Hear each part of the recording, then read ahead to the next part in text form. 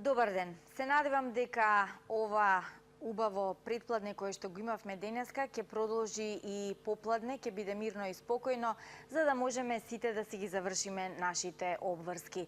Денеска во Алфа Ординација имаме тема која што на некој начин е поврзана со годишните времиња, но во исто време може да значи и наша превенција за нешто што може да се случи и тогаш кога не го очекуваме. Станува збор за инфекциите, но предлагам да го погледнеме прилогот кој ќе не воведе во темата, а веднаш потоа ќе ви ја представам и нашата денешна докторка. Респираторните инфекции сигурно се најчестите заразни болести и една од водечките причини за посета на лекар. Особено во прв ред се инфекциите на горните дишни патишта. Според дефиницијата на Светската здравствена организација, настинката е акутна вирусна инфекција со воспаление на некој или на сите органи од горниот респираторен тракт, вклучувајќи го и носот, синусите, грлото, гркланот, душникот и бронхиите. Настинката вообичаено е поблага форма на болест која престанува спонтано. Поголемиот дел од симптомите исчезнуваат во период од 7 дена. 50% од заболените пациенти оздравуваат во период од 10 дена, а 90% во рок од 15. Вообичаено е за здрав возрастен човек 2 пати годишно да настине. Обично настинките почнуваат во есенско-зимските месеци, а процентот се зголемува се до март или април. Студеното време ги поттикнува луѓето да поминуваат повеќе време во затворен простор и ја зголемува можноста за ширење на вирусот од едно на друго лице. Вирусот побрзо се шири и действува ако постои траен или моментален пад на имунитетот. Акутен бронхитис представува краткотрајно воспаление на слузницата на бронхијалното стебло. Најчесто се јавува во есен и зима, тоест во студена и влажна сезона. Најчеста примена за настанувањето на акутниот бронхитис е вирусна инфекција при настинка, особено во зимскиот период. Друга причина се бактерии кои што најчесто од горните дишни патишта се спуштаат спрема долу.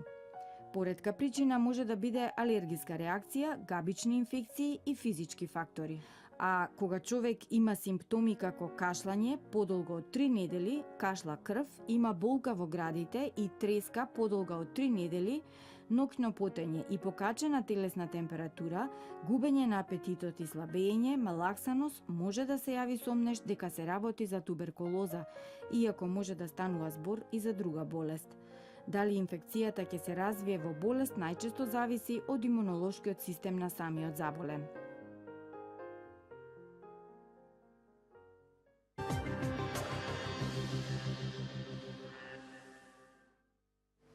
Ете, мал вовед погледнавте за денешната тема. Останува сега да ја поздравам нашата денешна докторка, доктор Камелија Бушлетич, пулмоалерголог од болницата Аџибадем Систина. Добар ден, добре ни дојдовте во Алфа Ординација. Добар ден. Еве, имаме денеска тема која што на некој начин јас еве ќе ја поврзам со минатата недела и временските услови од минатата недела кога врнеше, па многу луѓе се раскива. Дали е вообичаено во овој период од годината, кога од лето преминуваме во зима, да има настинки или тоа го очекувате во подоцнежните месеци, октомври? Па, сега прво, овдека има една работа што треба да ја расчистиме. Кај нас постои верување, не само кај нас, негде сегде во светот, дека ладното време и периодот кој што ни следи есента и зимата се периоди кога заради времето е условено појавата на настинките. Причината не е намалувањето на температурата, туку е нешто друго, затоа што настинките се почесто јавуваат кога луѓето се во затворен простор, повеќе на број во една просторија. Тоа се поврзува со почетокот на школската година, одењето на децата во градинките, каде што на мал простор се наоѓаат повеќе луѓе, а пренесувањето на настинката е точно почесто и побрзо во такви состојби. Ладното време, ниската температура не е таа која што е причина за појава на настинка. од метеоролошките услови, ладното време оди со повеќе сув воздух, а сувиот воздух доведува да се размножуваат овие вируси побрзо во слузницата на носот, заради тоа што самиот влажен слој, што го создава влажниот воздух, на некој начин делува и како изолатор да не дојда вирусот директно во контакт со слузницата и да продолжи понатаму неговиот процес на размножување. Така да очекувањата за појавата на респираторни инфекции во периодот што не следи е врзан повеќе со овие работи, а не толку со времето. Така. Дали тоа значи дека оние луѓе кои што имаат такви респираторни проблеми, а се поврзани со алергиите, во овој период ќе имаат проблеми или тие можат малку да се опуштат бидејќи пролетта заврши па за нив? Па, некои од алергиите се во текот и на целата година, како што е домесната прешина. Во овој период се коровите и исто така и мувлите, кои што исто така во тек на цела година се јавуваат, но во есента се некако со еден пик поизрасен. А алергијата прави едно оштетување на слузницата на респираторниот тракт и доведува до можеби полесно навлегување на вирусите. Инаку секој од нас буквално е подложен на настинка и на овие горнореспираторни вируси, со тоа што секако децата заради недоволно развиениот имунолошки систем кој што е во созревање и возрастните луѓе кои што имаат и пропретни заболувања, некои лекови кои што доведуваат да настане една супресија на одбрамбениот систем на човекот, они имаат некоја поголема веројатност да добијат настинка или некоја друга горнореспираторна инфекција. Така. Добро, ајде да кажеме како да ја разликуваме настинката од другите инфекции кои што можеби имаат некои слични симптоми. Како да знаеме дека имаме токму настинка? Настинката е вирусно заболување кое што многу личи на грипот. Основниот проблем можеби е да се направи разлика измеѓу настинката и грипот, бидејќи симптомите им се припокриваат. Значи, појава на едно болно грло, затнат нос, течење на секрет од носот, зафаќање на очите во смисла на едно зацрвенување, солзење, болки во пределот на ушите, на вилицата, појава на една малаксаност и слабост. Тоа се симптоми кои што се јавуваат и кај настинката и кај грипот, со тоа што една разлика има, симптомите кои што се јавуваат кај настинката одат постепено, за разлика од кога имаме грип, кога симптомите доаѓаат од ненадеж. Значи, буквално во едниот ден ни се влошува, снагата ни се губи, не болат мускулите, зглобовите, што е повеќе типично за грипот и појавата можеби и на повисока телесна температура, за разликата од настинката, каде што температурата не оди до толку високи степени, негде 38 со 2-3, додека кај грипот може да биде и многу повисока. Разликувањето е во тоа. Така, добро, значи кога чувствуваме дека нешто ни се случува, како да имаме меурчиња во носот, значи одиме кон тоа да киваме и кашламе, да знаеме дека ни е настинка. А може ли да го носиме вирусот на настинка, а да не сме свесни за тоа, го шириме околу нас, а типичните симптоми да не ги манифестираме?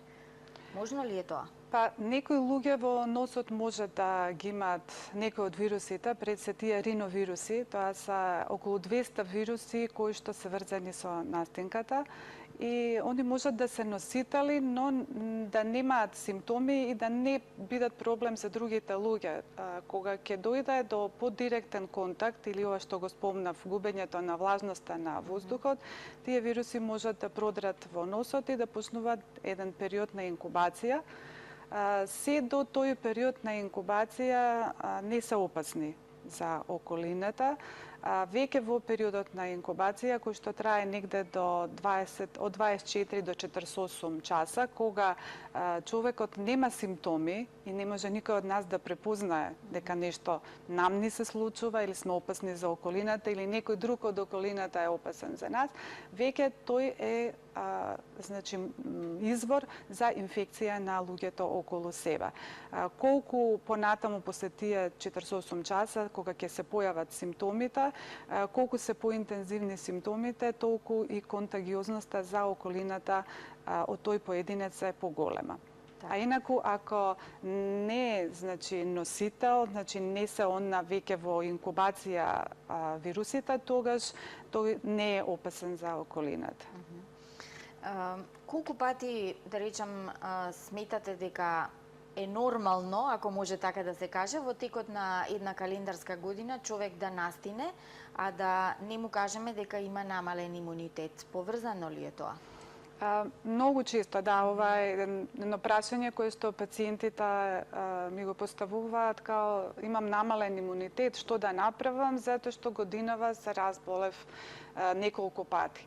Се смета дека за возрастен човек од 2 до 4 пати настинувањето во тек на годината е сосема нормално и дека не значи намален имунитет, додека за децата ова бројка е поголема, во просек 8 настинки, кај некои деца дури и повеќе. Така да не значи ако настинуваме 2 до 4 пати возрастните во годината, дека имунитетот ни е намален или пак лош. Како може да се искомплицира настинката? Во принцип, настинката е едно вирусно заболување кое со до 3 недели се толерира да комплетно исчезне и не би требало да остави никои последици. Но секој пат, нели, човекот нема никаква математичка правило дека не може да настане никоја компликација. Од компликациите, ако нели сме биле во поголема стресна ситуација, некој друго пропретно заболување, може да доведе да една настинка се искомплицира понатаму со синузит, значи воспаление на синусите, со воспаление на ушите, и поретко може да се јави исто така и едно воспаление на белите дробови. Тоа се во основа 3 работи кои што како компликации можат да се јават кај настинката. А врзано настинката со алергија, како реагира тогаш човекот кога има и алергиски симптоми и настинка? Сето тоа во едно многу ми се чини тешко ќе помине. Не е проблемот што во тие моменти не може да, ако не знае дека е алергичен пациентот, не може да се направи разлика колку значи е тоа настинка, а што е алергија или дали има алергија, бидејќи симптомите на настинката и алергијата се припокриваат. Поготово во периодите кога се овие сезонски алергии, пред се зборам за полените, и што е една од причините зошто долго време треба некој пат да пациентот свати дека е алергичен, затоа што пролета е исто период кога почесто се очекуваат настинките и долго време во исти период на пациентот му се случува да добие симптоми на настинка, кои уствари представуваат симптоми на значи алергија. Затоа што овие симптоми се слични или исти, освен што нема слабост и малаксалост кога пациентот има алергија и сепак нема и покачена температура. Сега, бидејќи кратко траат настинките, а и кога една алергија се јавува во првите години, обично периодот на нивното траење е краткотраен или можеби пациентот не обраќа доволно внимание и тоа се провлекува додека не се освести поединецот дека ова се случува во исти временски периоди од прилика и неколку последователни години. А да направите разлика по клиничката слика малце е тешко. Тешко е така. Често пати кога сме настинати, продолжуваме да ги завршуваме обврските, си одиме на работа со целата динамика што сме имале и предходно. Што е правилно, да се легне и да се одлежи настинката или пак да се продолжи со нормалниот живот, па можеби и повеќе физичка активност, и во сето ова треба ли антибиотик на своја рака да се зема?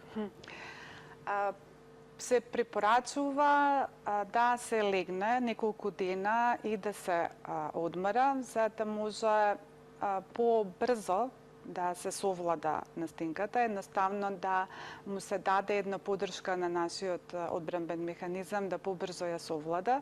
Иако, еве ја како доктор морам да бидам искрена дека и јас тоа не го правам, одите на работа, па се враќате дома, вие лошо одлежите некој саат, се разбудувате утрото и можам и продолжувам понатамо. Правилно е да. Значи, многу е поправилно да 2-3 дена или 4 дена одлежите дома, мирувате и да, бидејќи тогаш водите и повише сметка колку течности внесувате, значи на рехидратација. Сонот е многу битен, затоа што сонот прави обновување и е неопходен за, значи, регенерирање на имунолошкиот систем. И тоа е најдобрата работа што треба да се направи за да побрзо се излечиме на некој начин. Во тоа време возење, велосипед, трчање и тие активности, да ги сега, подзаборавиме. Мислам дека тоа прво и ако имате поизразена настинка нема да биде можно, затоа што никој не може организмот, ако не се осеќате добро, да го совлада. Да не се физички оптеретува баш во тие први неколку дена од појавата на настинката. Имате останати 360 дена во годината да бидете физички активен и да правите нешто плюс за себе.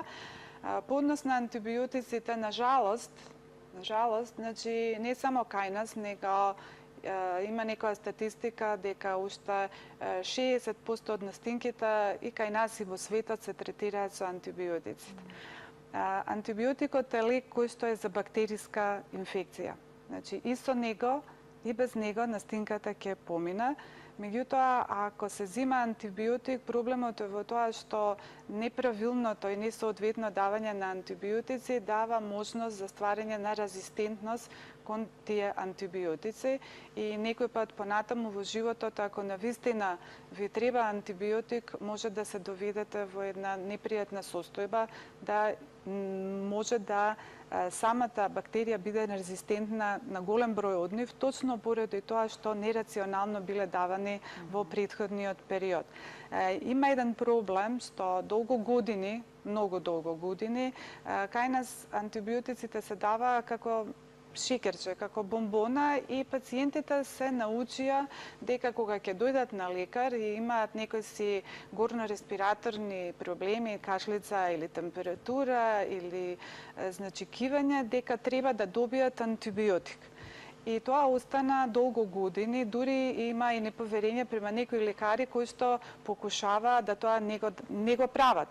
Затоа што не сметаат дека е некој добар, ако не го осигура со антибиотикот дека ќе му биде добро. Напротив, треба да се има стрплење и многу е поисправно да во тој период кога сте настинати, можеби и почесто доаѓате да ве види вашиот матичен лекар и да ви ја следи состојбата, да ако навистина се искомплицира настинката, во точно право време го даде антибиотикот, а не превентивно. Превентивно давање на антибиотици кај претходно здрави луѓе нема никакво оправдање. Добро, значи, еве да заокружиме за настинката. Сон рековте, одмор, тоа е битно. Има ли врска со исхраната, бидејќи констатиравме дека антибиотикот не е потребен? Како да се ослободиме од настинката? Многу е смешно кога ќе сте настинати и секој што ќе ве сретне во тие моменти има лек за вашата настинка, освен вашиот лекар. Пошто лек за настинка не постои. Значи, лековите што ги даваме се само за отстранување на симптомите. Значи, ако ви е затнат носот или имате секреција, се даваат лекови да се отвори носот. Значи, тоа се капки за нос, за кои што морам да кажам дека не би требале да се користат повеќе од 5 дена. Значи, 5 дена се максималниот период на нивно употребување. Ако и понатаму носот е затнат и постои изразена секреција, се оди кон други лекарства, значи да си го консултираат својот лекар. Ако има болки по зглобови, по мускули, главоболка, тогаш нормално се дава парацетамол или значи бруфен. со голема напомена да многу се внимава во користењето на аспирини кај особено мали деца и тинејџери до 16 години, истите да не се зимат. Зошто? Заради тоа што кога имате рековалесцент од грип или особено кај деца кои што пред настинката имале ситна сипаница, постои еден синдром кој што се вика РЕ, да не правам сега паника, тоа не е кај секое дете, пак треба и некои други предуслови генетски, постои можност да настане едно сериозно заболување кое што на жалост може да заврши и летално. Така да зимањето на аспирин на своја рака до 16 години и така како би го сметала за несоодветно, и тоа е една порака која што би сакала од оваа емисија да излезе: парацетамол и бруфен да, меѓутоа до 16 години аспирин не. По однос на лекувањето исто така, она што може да се даде и за кои што постојат студии дека навистина делува е цинкот. Ако во првите 24 часа од појавата на симптомите на настинката вие земете цинк, цинкот делува на вирусот и ја успорува неговата репликација, размножување и побрзо за пократок период завршува самата настинка.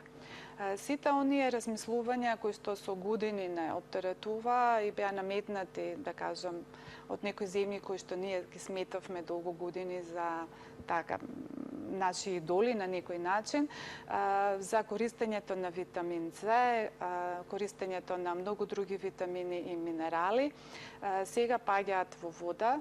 Студиите кои што се рандомизирани покажаат дека витамин С нема никаков ефект врз настинката и она пиење на витамин С одма чим настинаме баш нема никаков ефект, како и за другите минерали. Значи, одморот, доволно хидрирање, значи внесна течности, сонот најмалце од 7 часа за возрастни, а за деца најмалку значи 9-10 часа е нешто кое што ќе ни помогне да се бавиме, да се побрзо справиме со настинката, но и секако еден здрав живот пред да настинеме, што значи спортска активност 4 пати во недела, не пушење, затоа што луѓе кои што пушат, чак и пасивните пушачи, имаат можност да 2,5 пати и повеќе почесто настануваат, бидејќи димот од цигарите ја прави вулнерабилна лигавицата на горниот респираторен тракт и дава полесна можност да вирусот продре во самите клетки и да почне таму да се размножува. И секако исхраната, значи она што сигурно со години сите лекари зборат, здрава исхрана, значи внесување на неколку оброци или како дополнително на свежа салата, триколорка како ја викаат, што би било вака витамински најсоодветна, а и внесување на свеже овошје во тек на целата година.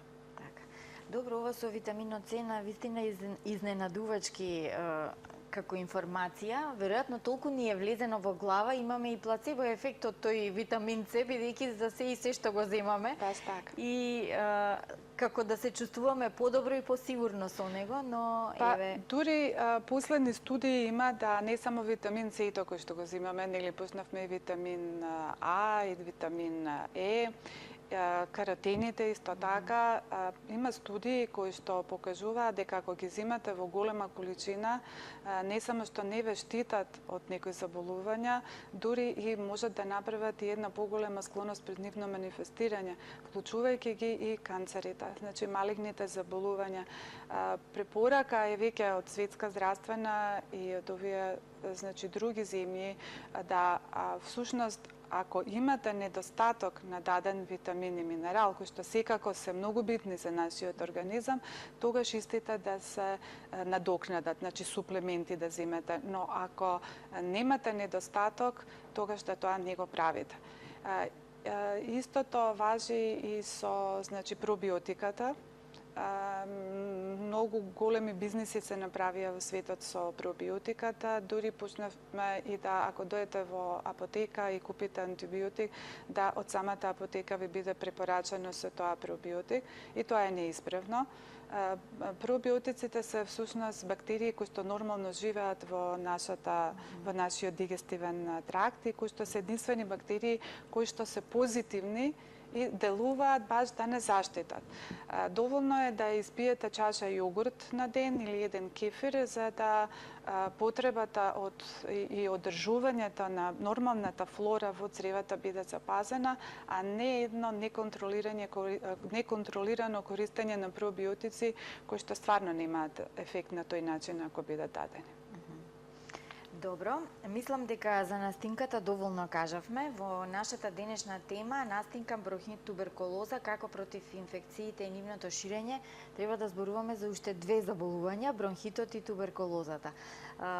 Како вид на заболување е бронхитот, освен тоа што знаеме дека е респираторно? Јас се извинувам, имаме гледач ми јавуваат од режија. Добар ден, повелете. Ова е за добар ден. Демонстрација. Едно прашање, ве молиме. Ајде, слушнавме како кашлате, кој проблем го имате? Ќе ви кажам, во Алфа сум, да ве прашам вака, ве молам. Ја веќе 10 години, али 53 години помал. Чим, нарочито, ако седим во мраз, нека биде мраз, не се кашлам. Чим излегам од натре надвор, одмah ме фаќа кашлањето. Ме разбирате? Не разбирам, сакате да ми кажете. Нека биде минус 15, ако седим само надвор, не се кашлам, али чим го се времето или излезам надвор, ако е времето промена, нарочито во зима, нема шанса, мора душа да ми го вади. А го користам стално, по докторите имам прашено многу вака, хербионове за сува кашлање. Аби не еден ден, ќе пиеш како вода, се го биеш секој ден, се прекини, након 3-4 дена пак не фаша за тоа. Па ако е тоа толку често, значи треба да се види и други заболувања може да одат со слика на кашлица. Значи не мора да биде само тоа поврзувањето со топло-ладно, може би промената на температурата ќе испровоцира да се надразнат рецепторите за кашлица, но сепак може би во основа и да е некое друго заболување. А ако е ова хронична кашлица, затоа што кажува гледачот дека тоа со години му се случува, може би и други заболувања, започнувајќи од заболување на желудник, до медикаменти, до синуси и многу други работи, алергии кои што можат да бидат причина за една кашлица. Користењето на препарати за кашлање, значи као што се хербионот, билни апарати да се блокира кашлицата, во принцип не се препорачливи, затоа што самиот рефлекс на кашлање е заштита. Значи, организмот создал заштитни механизми да не опоменат дека нешто во нашиот организам не функционира како што треба. Блокирањето на кашлицата не е добро. Значи, ако веќе толку време имате проблем, подобро е да дојдете, да се направат некои доиследувања за да видиме што е причината да овие кашлици се повторуваат. Користењето на лековите да ја блокирате не прават добро. Само ја замаскируваат сликата и не ни даваат нити нам, нити на пациентот реалност дали таа кашлица ќе се влошува, ќе се намалува, дали ќе биде сува или ќе искашлува. Значи не сум присталица за користење на лекови за блокада на кашлица, освен ако е толку многу интензивна да го ремети нормалниот живот на пациентот. И ако за тоа, значи нема друг лек кој што би можел да се даде за да истата се спречи. Добро. Ајде ние да продолжиме со прашањето моје од пред малку за бронхитот. Има еден проблем кај сите пациенти, кога ќе дојдат кај својот лекар матичен и кога ќе им каже имаш бронхит, они одма трчаат кај нас пулмолозите и се избезумени векајќи имам бронхит. Прво, бронхит значи она што е настинката за горните респираторни патишта, значи воспалењето на слузницата на долните респираторни патишта е всушност бронхитот. Една вирусна работа најчесто, меѓутоа тука можат и бактериите да бидат и во принцип кога ќе кажеме бронхит, значи е воспалена слузницата и пациентот има единствен симптом, а тоа е кашлица. Значи бронхитот иде со кашлица. И тоа има и уште мора да напоменам дека ако пациентот кашла недела, 2, 3, тоа е акутна кашлица. Ако ќе се каже хроничен акутен бронхит, кога ќе се каже хроничен бронхит, тоа нешто значи друго. Тоа значи да пациентот кашла 2 години последователно и во секоја година по 3 месеци во континуитет. И обично тој хроничен бронхит е врзан за возрастната популација и поврзан е со пушењето, поврзан е со загадувањето на воздухот. Како само бронхит, значи акутен е едно воспаление на слузница на респираторните, долни респираторни патишта. Ке зборуваме за акутен и хроничен бронхит, да го чуеме гледачот само, што сака да не праша. Добар ден и за вас. Ало, добар ден. Повелете. Поздрав до вас. Сакам да ве прашам за синот мој. Студент е, не пуши, не пие, мислам, практикува во природа да се вози со точак, мислам, значи тие работи, здраво живее. Меѓутоа, синусите му прават проблеми. Постојано, значи одамна исплукува и постојано му тече истредок. За младо дете, стварно, мислам, се пробавме и на лекари, секакви работи, не знам во што е проблемот, како да му помогнеме.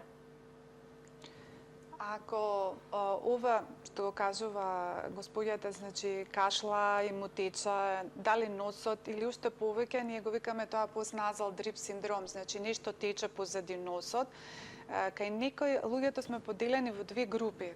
Едни кои што секретот од синусите, бидејќи сите синуси се отвараат во носната шуплина, тој секрет од синусите се слива во носот и истите се дренираат преку него, а кај еден дел од луѓето, значи тој секрет се слива позади грлото, доаѓа во предел на устата, каде што има рецептори за кашлање, ги надразнува и тој секрет се искашлува исто како превентивна една мерка од самиот организам.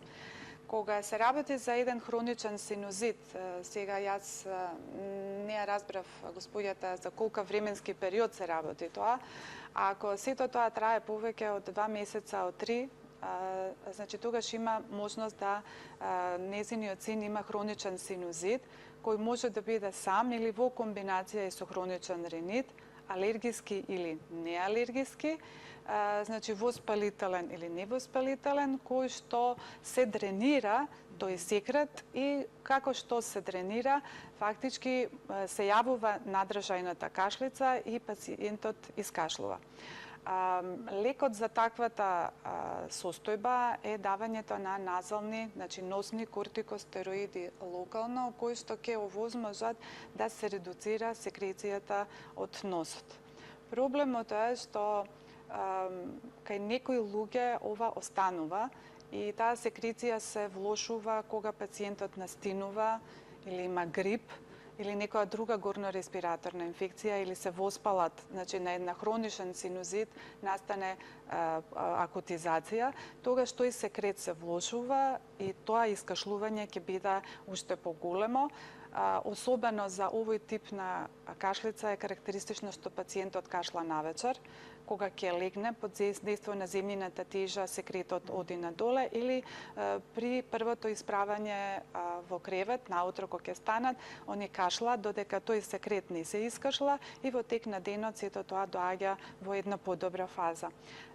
Треба да се исклучи алергија, затоа што чисто пати алергиите на домесна прашина можат да одат со оваков постназал дрип и кашлица и ако понатаму, бидејќи лекот и за алергискиот и неалергискиот се тие назални кортикостероиди, да синот на господјата се стави на назален кортикостероид, кој што треба во еден подолг временски период да го прима, се додека не дојде до редуцирање на кашлицата и тој секрет кој што го има. Со напомена дека можеби во наредната настинка повторно може да се појави истата работа. Само како на дополнување на одговорот, тоа треба да има да претходи исследување за да се констатира дека е тоа од матичен лекар да биде испратен на Да, специјалист. секако, значи да се констатира, затоа што иако овие топични, значи тоа топични ги викаме оние локални назални кортикостероиди, немаат ноз ефекти, бидејќи минимален процент од нив доаѓа внатре во системска циркулација и во организам, сепак се лек. Значи не се физиолошки раствор или ова, така да пак и тука треба да бидеме рационални во нивно користење, во препишување и во време на кое што треба да биде аплицирано кај пациентот. Добро, време е за вестите во минута и куз блок на реклами, па ќе продолжиме.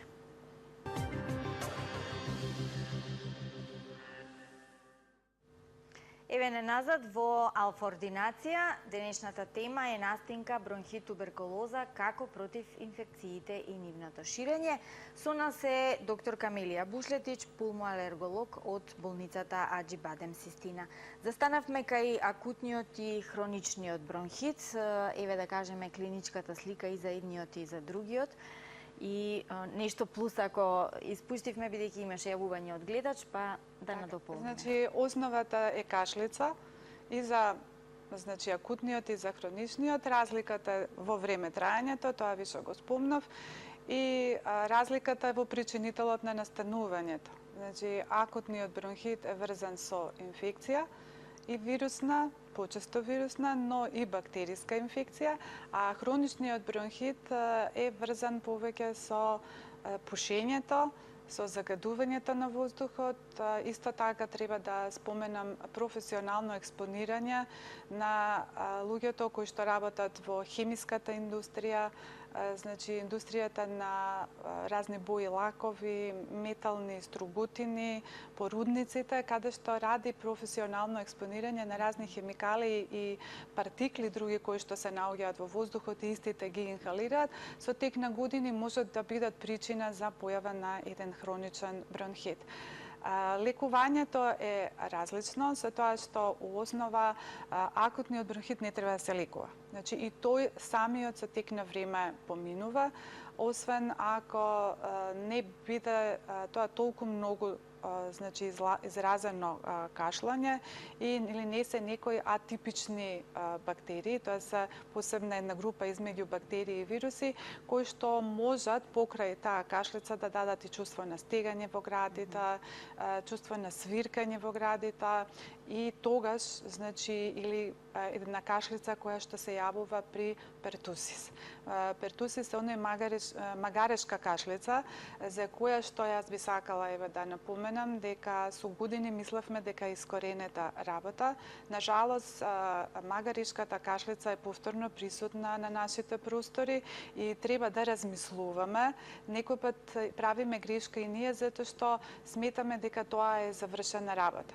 Не е завршена, ние немаме статистика многу голема медицинска за да знаеме колку е присутна на нашите простори, но во Америка е многу честа. И уште една работа, тоа погрешно е да се мисли дека вакцинацијата за пертусис таа е додека сме за цел живот, значи кога сме возрастни, вакцината од пертусис не штети 7 до 10 години од нејзиното примање. И тогаш обавезно мора да се даде една посебна група на антибиотици во рок од 2 до 3 недели за да се спречи понатаму значи нејзиното манифестирање. И само една напомена да колегите и самите пациенти не очекуваат да магаришката кашлица, она што читале или слушале од своите родители, дека ќе се манифестира со ист интензитет кога се работи за дете и со ист интензитет кога се работи за возрастен човек. Кај возрастен може да оди како еден бронхит, една кашлица која што е надразителна и трае долго време. За разлика од клиничката слика на детето, каде што таа има еден посебен звук, но многу интензивна, до толку да може да му испрскаат и капиларите во очите на детето кое што има пертусис. Страшно. Добро. Ајде да го чуеме гледачот, па ќе продолжиме. Добар ден. Добар ден. Повелете. Се јавам тука една мајка со детето имало проблем како мало имаше бронхит, лежиш во болница и сега он е виш 4 години 5, му се појавува, а промена на времето, он почне да осета да течи, кашла и одеме на лекар, нема сега бронхити, не се појавува, а тоа дали може да има останато нешто од претходно или зашто нон-стоп кашла, нели? Например, се малко носите тоа времето, климата и он одмах покажува реакција. Добро. Па, ова за гледачката е она што го зборевме претходно. Значи, дека ако тоа му се случува на вашето дете до 10 пати во годината, не се смета дека вашето дете има нарушен имунолошки систем. Меѓутоа, ако се случува почесто, и е пропратено со друга симптоматологија, сем со кашлицата, тогаш секако треба да го погледне педијатар, да се направат понатамошни доисследувања, за да не се пропушти нешто што понатаму во животот и кога ќе биде возрасен му остави последици. Ако е само кашлица која што поминува, ако детето си е весело, јаде, нема други симптоми, онда може да е една обична вирусна настинка која што сама од себе ќе си помине без никакви последици. Така. Добро, имаме уште еден гледач, ајде да го чуеме и него, повелете. Добар ден, поздрав во студиото. Дали се слушаме? Одлично. Добро. Видете, имам подолго време проблеми, на 60 години сум, пензионер, со потење, нагли потења и дури пред месец дена и 37 со 3 температура, едно пола сати ќе се ми без антибиотици, без ништо. Отидов на стоматолог, бидејќи имав некои отечени зъби, така, ми даде антибиотик, пиев 8 дена амортиклап. Зъбите се смири ситуацијата, меѓутоа потењето си продолжи. Инаку сакам да напоменам дека овие потења ми се и од раната младост, меѓутоа млад не сум имал никакви проблеми, сега веќе годините ли си го прават, така се осеќам почесто. Вчера бев на матичен, докторката ме прегледа и ми напиша као некоја дијагноза трахеобронхит. Меѓутоа антибиотик не ми даде спутум да проверам, бидејќи многу пати знае кај мене, така и за ние наследно да се појавува кандида. Од кои причини, како, дали имунитетот е особен и тоа. Кашлење немам, многу ретко, повеќе од пастата за зъби као на алергична база и најбитно ми е, не знам колку ќе помогне, преку ноќ. Воопшто не се потат. Можам на ова време и тој орган да се покријам, ништо не ми е. Меѓутоа преку денот нагли потења, дури се осеќам многу непријатно и во тој момент многу пати сум промислил, пошто сум медицинско лице и притисок дури качувам. И што ќе се испотам, ситуацијата ми е во ред. Али многу се зачекува. Што ви може да ми кажете и ако ме разбрате?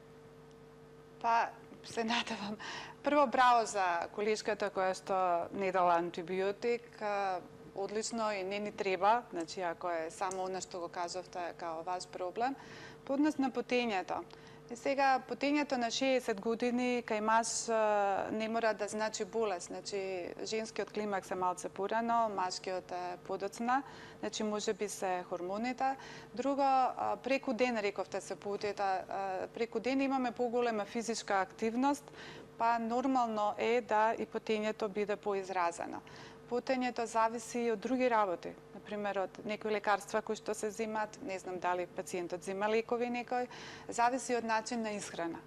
Исхрана која што е зачинета многу дава поинтензивно потење, значи и од некои навики кои што ги имаме во секојдневниот живот. Дали притисокот речемо се качува? Па, сега потењето и притисокот да не е притисокот тој кој што обратно го прави, значи да се консултира кардиолог, евентуално да се земе пациентот еден холтер за притисок, да се види точно дали постојат некои варијации во притисокот, па тој зголемен притисок да прави дополнително проблеми, иако баш со потење и притисокот не е. Значи малце се измешани симптомите, да се вика дека спие со јорган или тој дека не се поти. Нормално, ако е топло надвора, се облекуваме повеќе, дека поинтензивно ќе се потиме. И уште една напомена и тука, потењето е пак заштитен механизам. Значи, јас сум голем противник да, кога еве децата се потат, ние трчаме одма и ги пресоблекуваме. Значи, потењето е заштитен механизам на нашиот организам од прегревање. Значи, не се потиме кога ни е ладно. Се потиме кога е топло, за да преку потењето се намали нашата телесна температура. И не е добро да чим дете се испоти, па и возрасен човек одма да се пресоблече. Затоа што го блокираме на тој начин механизмот кој што ни овозможува да се адаптираме на условите на средината која во тој момент ни ги налага. Пациентот треба да отиде, значи да направи дополнителни испитувања, бидејќи некој пат потењето, ако е толку интензивно, сега толку години поминале, не верувам дека кај овој гледач е тоа причина, може да бидат поврзани и со една појачана зголемена функција на штитната жлезда. Како една од манифестациите на една хиперфункција на таа жлезда, но не оди само потењето без други симптоми. Значи да си отиде кај лекарката која што го води, која што почнала да се ангажира за тоа што се случува. Ја некој пат се проба и со таблетки магнезиум, да се види дали потењето ќе се редуцира, да ја сменат исхраната.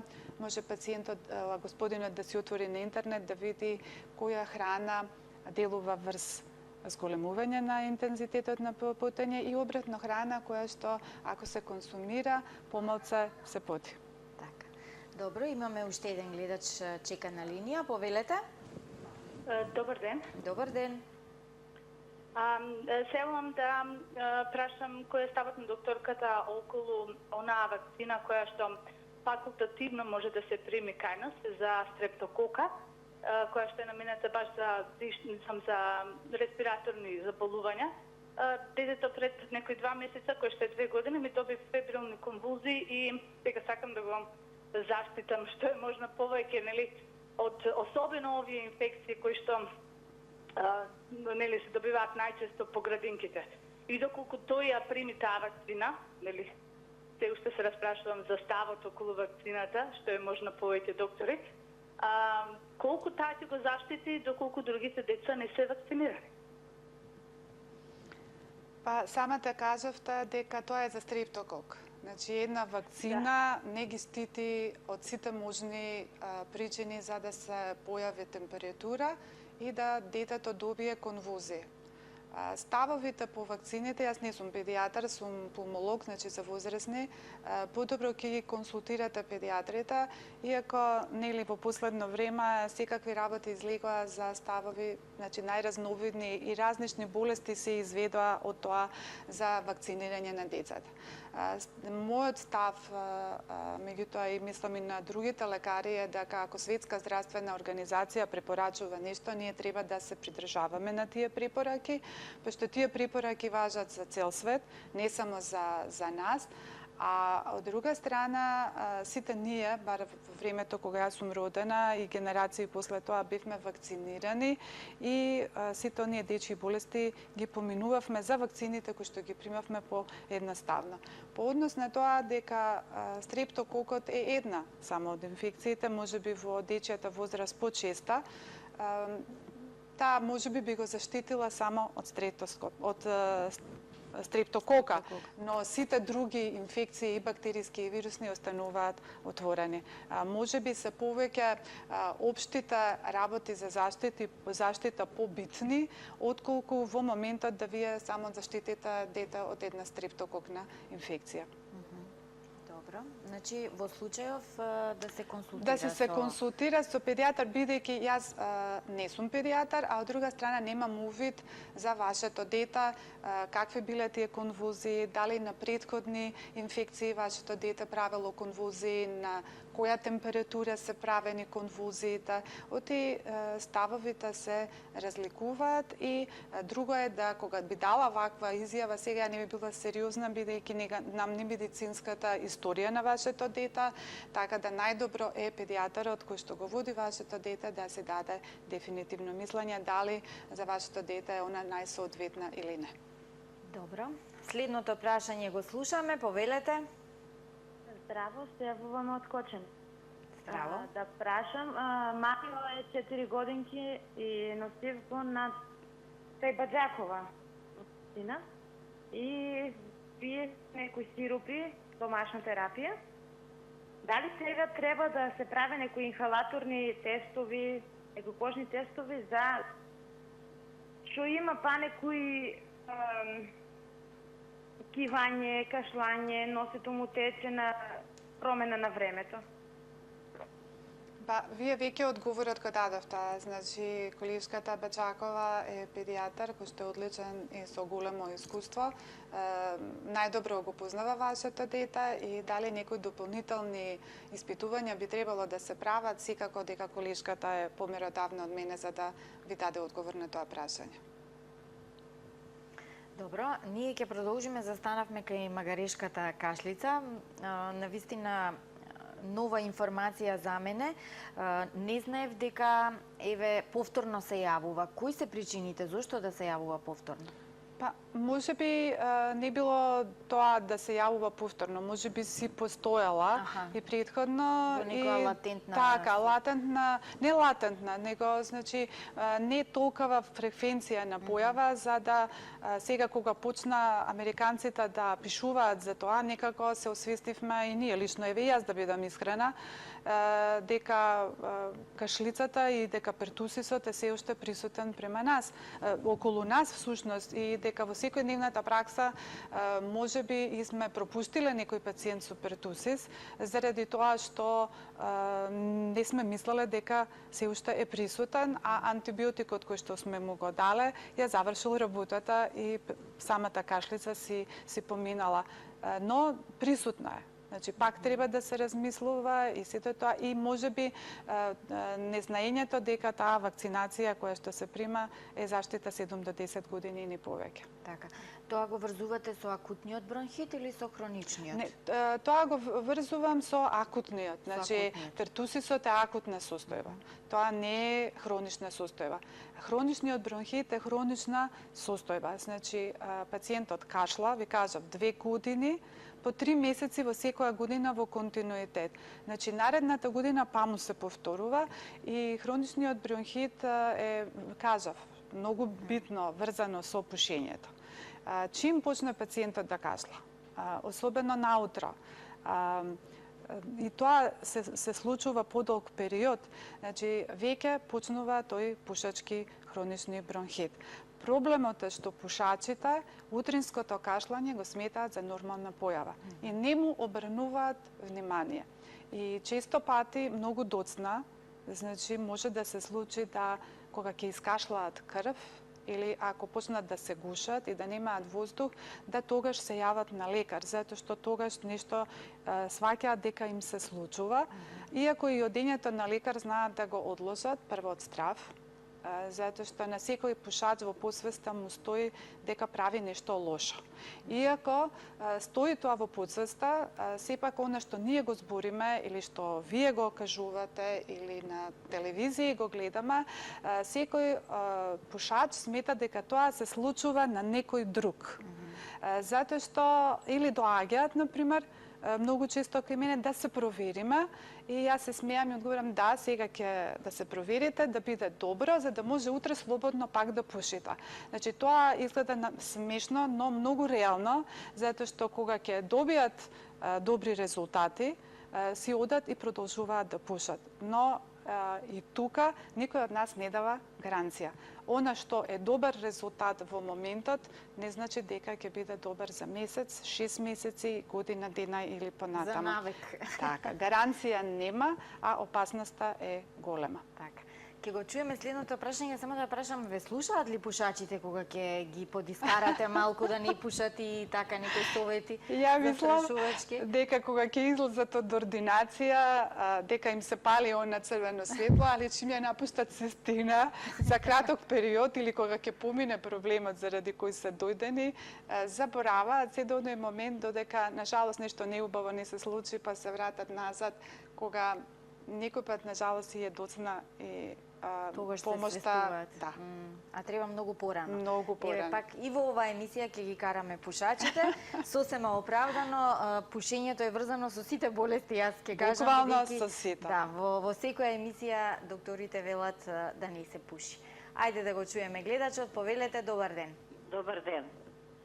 Се јавувам од Скопје. Добро. со прашање до докторката на возраст сум од 80 години. Никогаш не сум пушела, нити сум имала проблеми со дишните патишта. Негде зимоска околу февруари добив некоја кијавица, вирусна да речем, која траеше скоро месец дена. После тоа се смири, али мене сега ми остана на сабајле кога станам, нарочито после оброк, така да речем, кога душникот малку ќе биде масиран од значи, хранопроводникот, искашлувам зеленкаст шлаем, што помислив дека се работи за бактериска инфекција. Така месец, два и навечер пред легнување ќе искашлам, али мали зрно леќа зеленкасти меѓу шлаемот точки. Тоа ме асоцира да мислам се работи за бронхит некој и отидов на преглед, направив рентген на плуќата, вика хронични перибронхитични промени, билатерално перихиларно, без знаци за свежа воспалителна консолидација, хилуси васкуларни, синуси слободни. Вителен капацитет 95.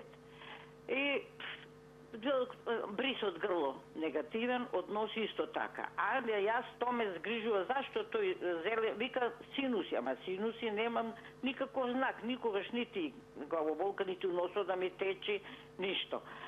Сега, како на сето згоре, ајде, докторот предложи Авелокс 7 дена, го пиев, сега иста ситуацијата. Значи, на сабајле, како да имам впечаток сега, тоа скоро го пиев како да е намалено, али ме загрижува, јас све мислам дека да не се работи за хроничен бронхит, а ваму вика дека не е. Сега вас ве молам за мислење. Викам, нити пушам, нити ништо, добро, возраста е тая. Не, ја за возраст не зборувам. Тоа неколку пати у емисија која ме прашале за возраст, возраста е многу релативна работа. Значи се сменија и тука нормите што сме, кога е човек возрастен, а кога не. Ова што го кажувате, мислам дека не треба да ве плаши. Во тек на ноќта нормално е дека затоа што синусите се соби како од коска обложени со слузница и се создава нормално секрет таму, кој што во тек на ноќта се собира и се дренира во вашиот нос и вие наутро кога ќе станете тоа ќе го искашлате.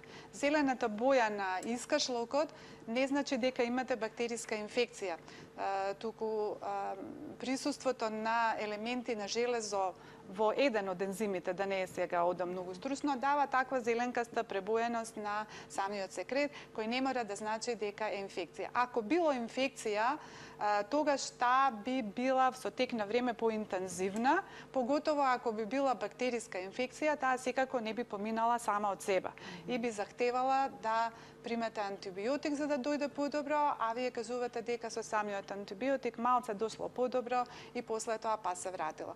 Оставете го тоа како нормална работа, убаво е да се издренира тој искашлок и не се замарајте повише, освен оно што слушнав, рековте на рентгенот се видени васкуларни хилуси, да си го проверите срцето, заради тоа што некој пат кашлицата може да биде причината и како прв знак, показател на една срцева слабост. Мислам дека треба една кардиолошка контрола направите, да не пропуштите тука нешто повеќе од ова што се плашите за синус и искашлување на мал секрет наутро кога станувате. Добро, следниот гледач, повелете. Добар ден. Се слушаме? Да. Јас нема што да прашувам докторката, да е добрата докторка имате за гостинка. Ја поздравувам. Она сигурно знае кој ја поздравува. Па ако ве познала по гласот и сте пациентка. Да, ме познала по гласот и воопште ме познала. Господја Јованка. Така. Ја погодивте, добро. Да, поздрав господја Јованка до вас. Така. Добро. И јас велам дека е добра докторка. Денеска навистина прекрасно ни објаснува, одлично одговара на сите прашања на гледачите, а и на моите. Еве сега следно прашање од мене. Лекувањето на бронхитот. Како оди тоа? Па, акутниот бронхит не, да се остави, освен ако не е пертусис или, кажав, поинтензивна кашлица во склоп на овие атипични инфекции. А кога се работи за хроничниот бронхит, правилно лекување на хроничен бронхит нема. Лекувањето се состои во отстранување на причината која што довела до негова појава. Значи, ако сте пушач, да престанете да пушите. Ако се работи, сега тоа малце е тешко, значи бидејќи живееме во веќе се погозагадени средини во воздухот, значи да избегнуваат кога се купуваат станови или се прават куќи, да се избегнува купувањето нивно близу до раскрсници. Значи, затоа што има поголема загаденост на воздухот колку е можно. Значи, една кампања голема за загадениот воздух. Значи, сите од нас да сватиме дека никој друг нема да ја решава нашата судбина, ако ние не превземеме самите нешто. Поготово што еве Скопје е еден од најзагадените, па и Тетово градови во Европа. Да, граѓанската иницијатива секако подкрепена со нас лекарите, кои што сме директно инволвирани во лекувањето на овие болести кои што се врзани со загадувањето на воздухот, бидеме поактивни и да сватиме дека моќта е во народот, во нашиот збор, за да се заштитиме и себе си и уште побитно нашите деца и генерациите кои што доаѓаат после нас. Државата да води сметка за загадувачите на работното место и користење на сите оние мерки кои што треба да спречат да бидат во недозволени концентрации тие материи кои што со тек на време ќе доведат до појава на хроничен бронхит. И пушењето, пак да не... И пушењето, да. Пушењето по илјадити пат за секоја болест, бидејќи нема орган кој што не страда од цигарите, само прашање е на време кога ќе ни врати организмот, прашање на време е кој орган ќе биде тој кој што ќе биде со болест која е врзана со пушењето. И уште една работа, никој пат организмот не заборава она што сме му го правеле. Прашање е на време, како исто и природата, еве сведоци сме овие денови што ни се случува, прашање е на време кога ќе ни врати. Значи ќе врати секако. Секако. Треба да бидеме внимателни. Имаме уште еден гледач, еве ќе го чуеме и него, па да кажеме нешто и за туберкулозата, која е сосема различна од настинките и бронхитот. Добар ден. Ве слушаме, повелете. Моето прашање е поврзано со туберкулоза. Може би малку порани? Не, точно на време. Сакавме сега да почнеме да зборуваме за туберкулозата. Добре. Сега вака, мислам ако во детството сме во контакт со заболен од туберкулоза и ние го добиеме тој вирус, и меѓутоа не го манифестираме, не ја прележиме туберкулоза. Како тоа во возрастни може да се манифестира во животот, кои последици може да ги имаме по нашето здравје и како да се справиме со тоа. Не знам дали ме разбрав. Секако, да, ве разбрав, ама прво мислам дека треба да објаснам туберкулоза како туберкулоза, па латентна туберкулоза и манифестна туберкулоза. Туберкулозата е бактериско заболување.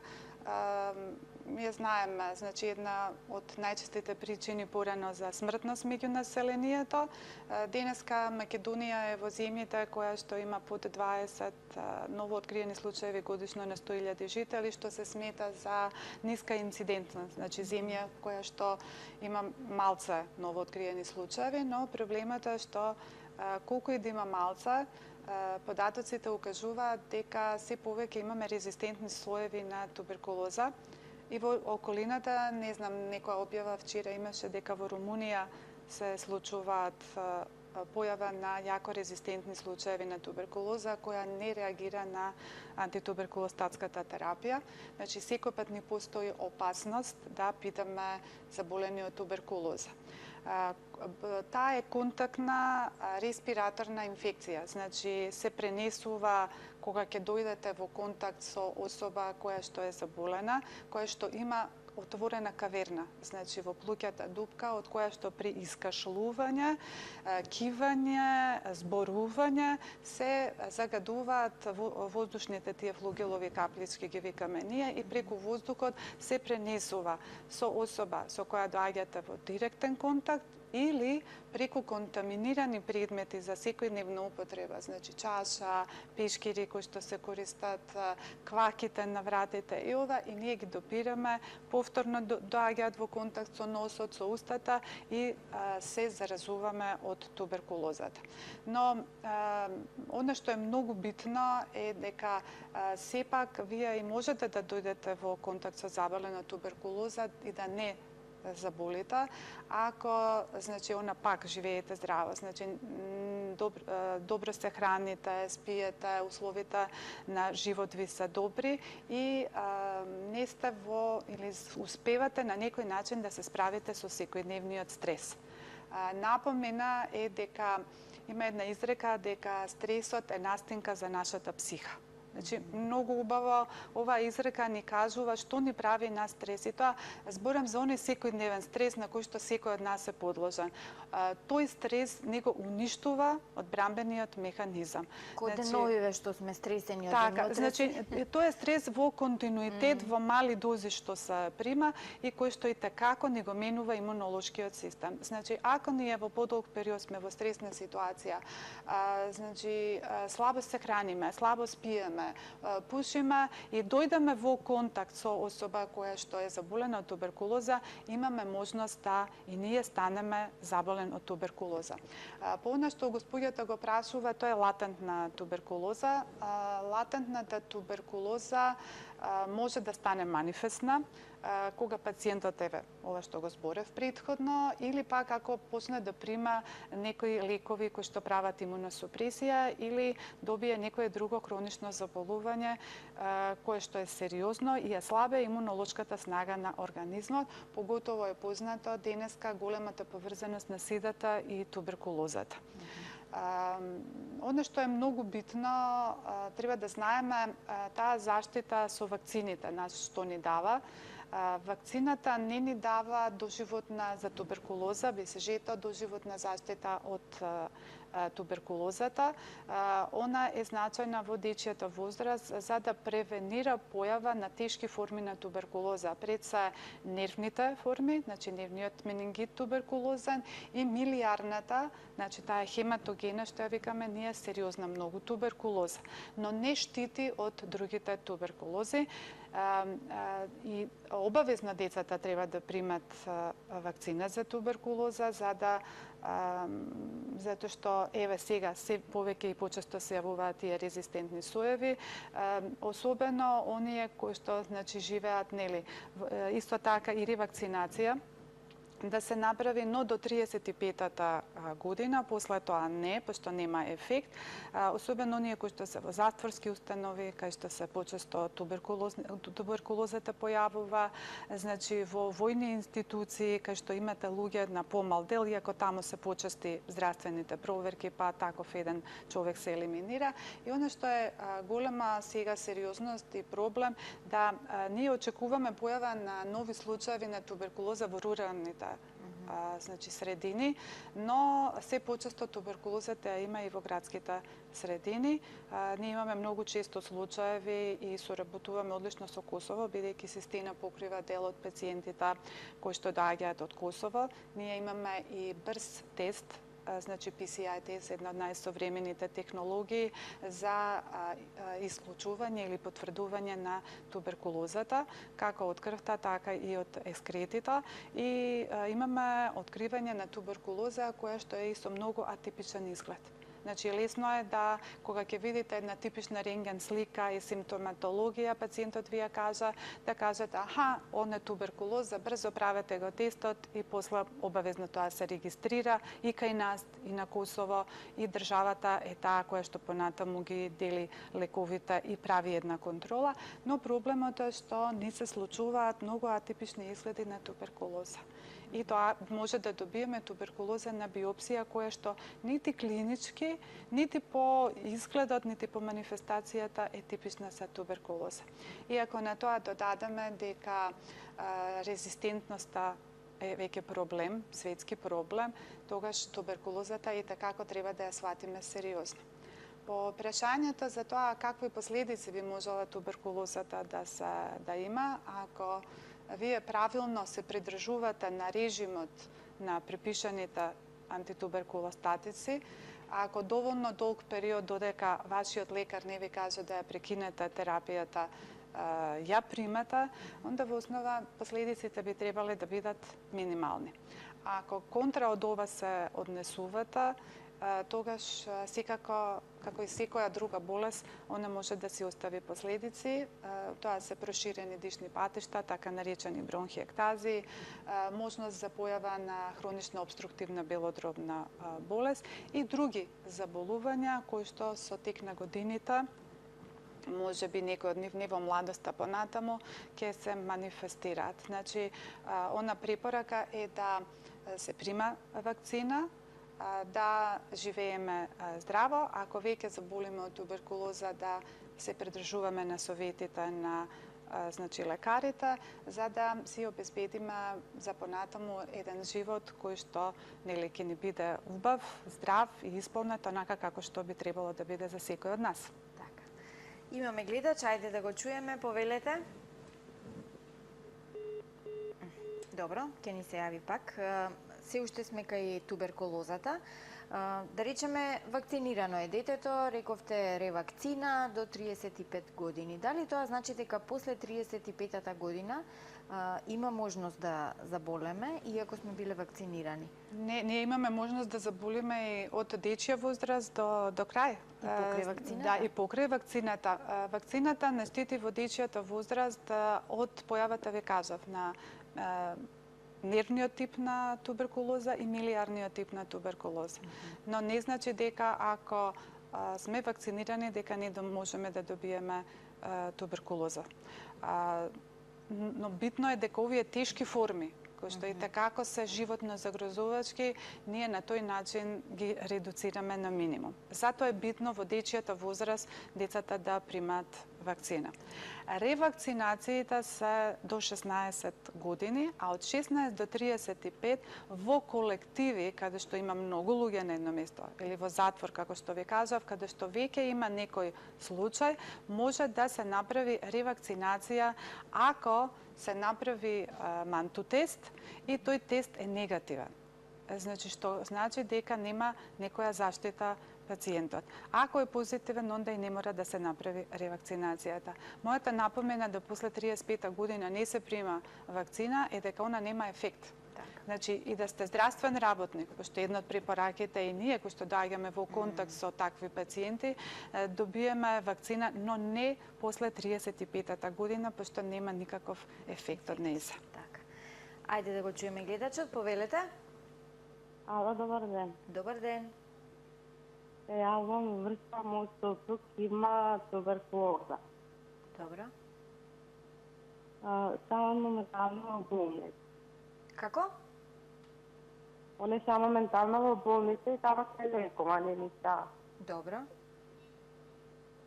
Изука јас мало бебенце, са 1 годинка. Го проверих, се испадна добри резултати. Добро. И сега сакам да знам малце повеќе за ова. Он само треба да лежи 30 дена. Дали после тоа кога ќе дојде дома, кога ќе испаднат резултатите негативни, дали може да има нешто пак или не? Мерките за предострожност сигурно и вас ве истестирала и бебето. Мерките за предострожност треба да постојат и кога сопругот ќе се врати дома. Значи, обично 30 дена е затоа што предпоставувам до негативирање на БК резултатите, она во искашлок. Предпоставувам затоа е хоспитализиран пациентот, бидејќи бил позитивен и изолирана е бактеријата во исплувокот. Мерки на предострожност мора да постојат. Значи, да не вие сопругот и ова, тоа и почнав да го зборам, но не го довршивме, не само за туберкулозата, него и за настинките. Значи, сите оние инфекции кои што се пренесуваат преку воздух или преку каплична инфекција, ги контаминираат предметите. Основно е често миење на раце. Значи, тоа исто важи и за туберкулозата и да са. Треба да знаете дека рацете треба да се мијат со сапун 20 секунди. Ретко кој мие раце 20 секунди. Значи, ако рацете се мијат чисто и 20 секунди, тогаш помала е можноста да овие аероинфекции, значи воздушно преносливи инфекции, се ги принесеме од еден на друг.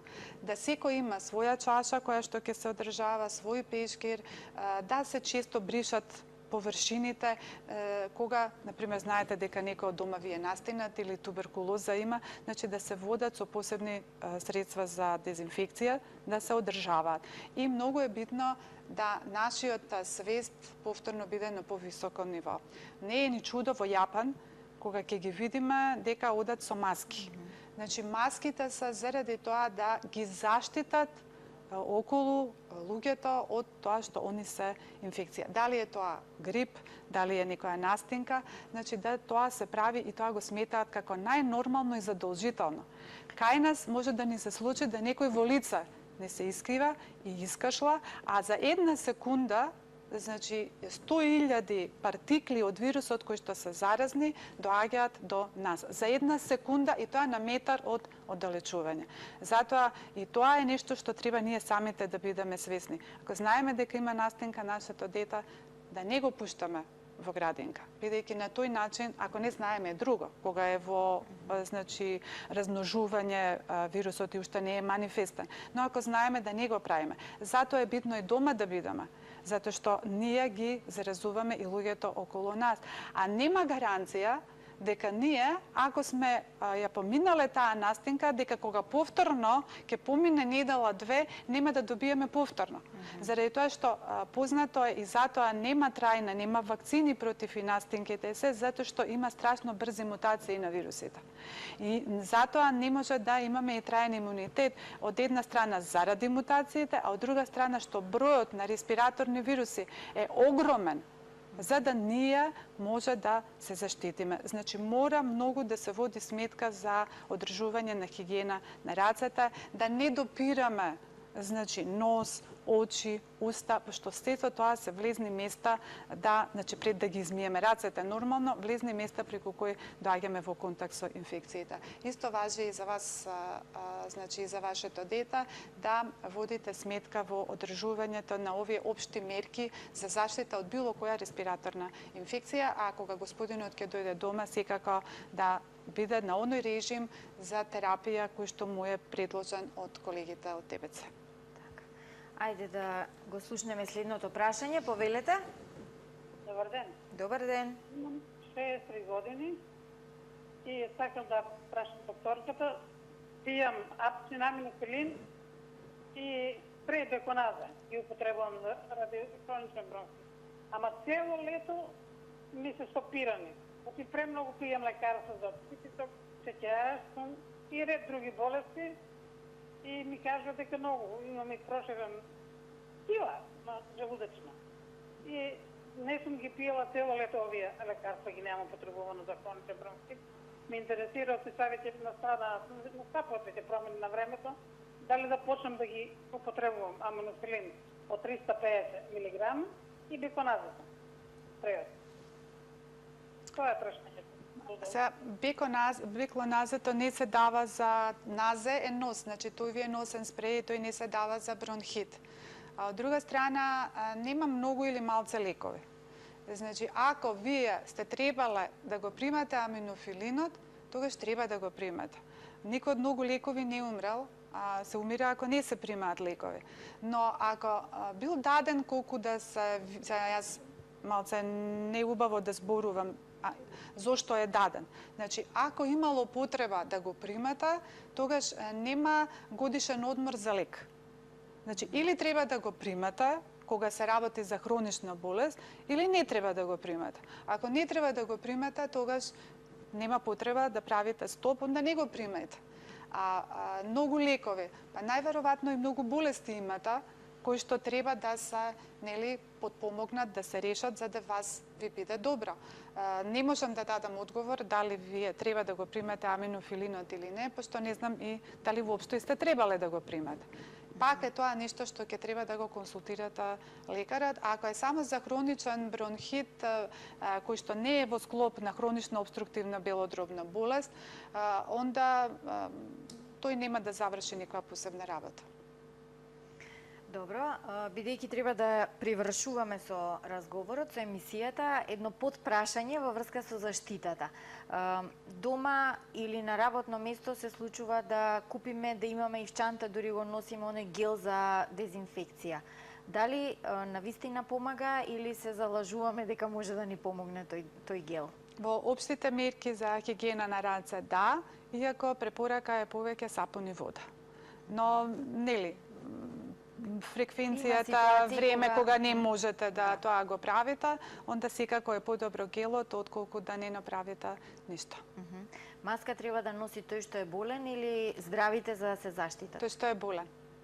Тој што е болен, со тоа што една напомена, овие обични хируршки маски, тие не можат да се користат со сати, заради тоа што ние кога издишуваме, воздухот е влажен, значи и тој за кратко време ја менува порозноста и пропусливоста на маската.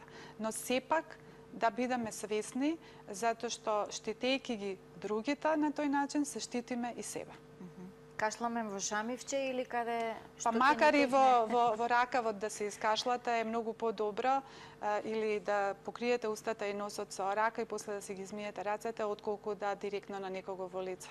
И потоа се ракувате. Секако. Така. Многу ви благодарам за денешното гостување. Научивме навистина многу денеска од вас. Доктор Камилија Бушлетич беше денеска наш гостин и доаѓа од болницата Аџибадем Систина, инаку е пулмоалерголог. А сега погледнете утре за што ќе зборуваме во Алфа Ординација. Лошата исхрана може да нанесе удар врз здравјето и да предизвика болести. Покрај стресот со кој човештвото се соочува веќе со децении, една од основните причини за појава на голем број на болести е неправилната исхрана. Дебелината се дефинира како зголемување на телесната тежина во однос на идеалната тежина за 15%. Тоа значи ако идеалната тежина е 50 кг, а личноста има 57,5 кг, се смета за дебелина. Тука се работи за клинички поим на дебелина, врзан со здравствениот аспект и потребата на секое битие да тежи кон својата идеална телесна тежина. Шекерна болест, диабетис се јавува поради недостаток на инсулин во организмот кој се произведува во жлездата панкреас. Инсулинот обезбедува шекерот како хранлива материја да стигне до секоја ќелија во организмот и на тој начин да се добие потребната енергија за функционирање на организмот. Како основни причини за шекерната болест се сметаат стресот и дебелината. Срцев удар настанува кога ќе дојде до зачепување на артериите кои го снабдуваат срцето со крв или нема доток на крв во срцевиот мускул. Кога ќе дојде до потполно престанување на дотокот на крв, тогаш настанува доштетување или потполно уништување на срцевиот мускул. Здравјето на човекот, креативноста, ефикасноста и расположението директно се условени од начинот на исхрана во секојдневието. Правилна, здрава и избалансирана исхрана му помага на поединецот полесно да се соочи со животните предизвици и да се заштити од разни заболувања. За да може организмот правилно да функционира, мора да се внесе храна со разновиден состав и оптимална енергетска вредност. За обновување на клетките и ткивата, за раст и развој на организмот, како и за сите други животни потреби, храната е основна движечка сила. Здравјето нема цена, затоа чувајте си го. Дебелина, диабет, срцеви заболувања, можни последици од неправилна исхрана е темата во утрешното издание на Алфа Ординација.